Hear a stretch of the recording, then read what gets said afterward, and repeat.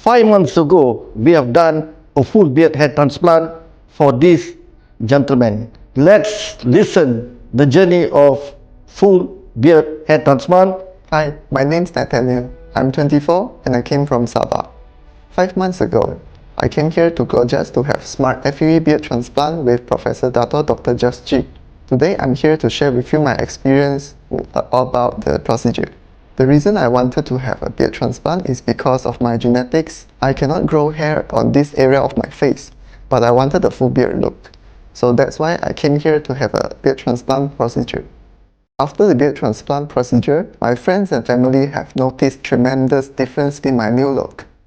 They have given me compliments about it, and I'm very happy with the results, even if it is only after 5 months.